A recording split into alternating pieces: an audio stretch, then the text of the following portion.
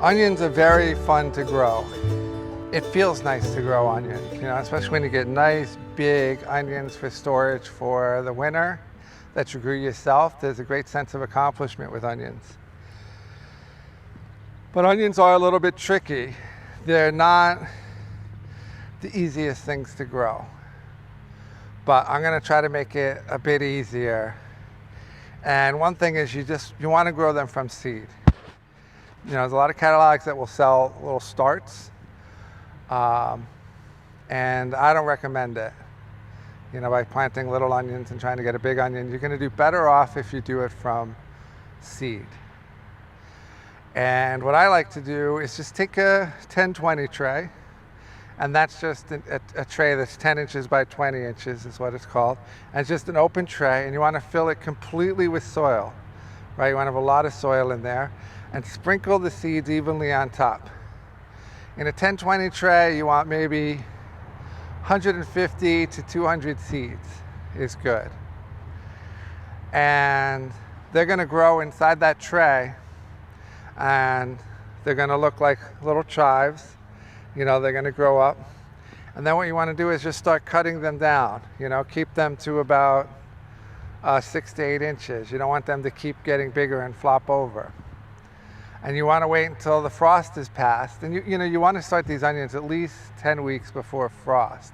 They take a while to germinate, they take a while to grow. So to get a nice big onion, you're going to want to start them early. Even 12 weeks is better, but 10 weeks is fine. And so when it's time to plant them, then what you're going to do is just separate them by hand inside the tray. So you're just going to pull them out, separate the roots, right? And then you'll just have a plant, with some roots on it. And you could trim the roots down to like an inch, inch and a half. And then what you do is you just make a trench. And then you lay the onions in the trench and then rebury them inside that trench.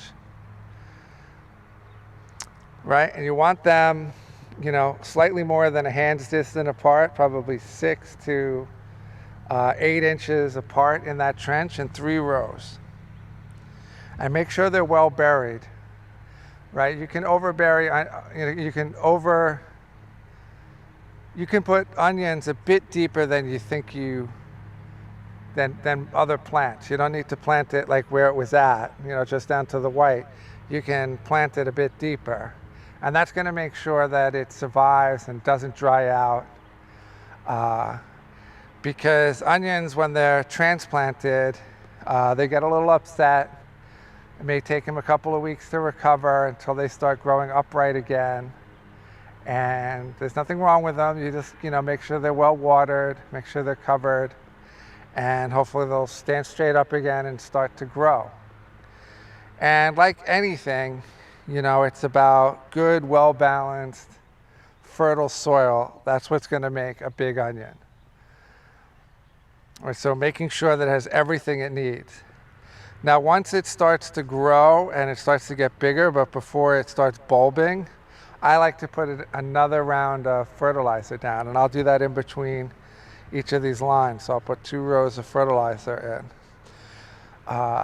Because I want a big onion. Who doesn't want a big onion? And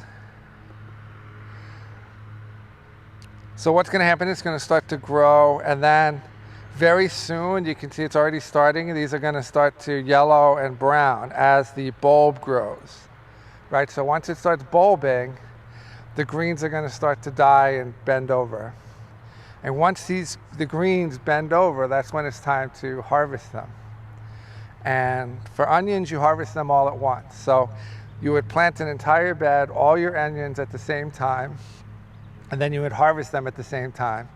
And the first thing you want to do is pull them out of the ground and lay them on the bed, single layer, and just let them dry out in the sun for a few days. You can do it for a week. Even if it rains a couple times, it's probably not going to hurt them, and they'll be fine. And then you want to take them into another place where they can dry, where they're actually going to be out of the rain. If you have a greenhouse, that's perfect. Garage, some place where it's going to be warm and dry, and air movement. So putting a fan inside of there, like a window fan, to help dry them out. And you're going to cut the tops off when they're dried out, and you're going to leave a little bit, as long as your finger, of stem on there. And that's going to help them prevent disease in storage. And when they're completely cured, right, when they have a nice papery skin on the outside, the top is completely dried and shriveled, and you cut it off, then you can store them. And you want to store them above freezing in a place that's cool, anywhere from like 35 to 45 degrees, maybe even slightly warmer, and completely out of the sun. You want it dark, or they're going to start to shoot, right? They're going to start to grow, and you don't want them to grow. And they'll last you all winter. Now, one thing to keep in mind is there are different onions for different areas. So you just want to check to make sure that that onion has the right amount of time. It's the calendar time from when it's going to start bulbing. And so different parts of the world, there's going to be different onions. There's not a lot of different places, but you just want to make sure that you have the right onion for your area so that it ends up bulbing for you. So here what I have storage onions here, and then these are shallots. So I love shallots. The shallots that you grow are just so much better. They grow nice and big, and I like cooking with them, so I use them pretty often. I use them almost in every meal. And they're grown exactly the same way. You might be able to plant them a bit tighter. Instead of 6 to 8 inches, you may be able to do like 5 to 7 inches and stick them a bit closer. But they're going to be planted and harvested exactly the same. And they have the same type of storage. And this is going to be true of all onions. Now, there's storage onions and there's fresh onions. And so if it's not a storage onion, it's probably a fresh onion, and that you're going to pull out of the ground and eat fresh. And it's probably not going to work in storage. Some of those like tropia onions, those are going to be a fresh onion. But these can also be eaten fresh. So you can harvest these whenever you want and use them. Before they're bulbing, you can harvest them if you want. Once they start bulbing, you can harvest them and eat them fresh. So you can grab them at any time. But to put them in storage, you'd harvest them all at the same time. But I just come throughout the season and just, grab a few out of the bed to cook with, and that's great.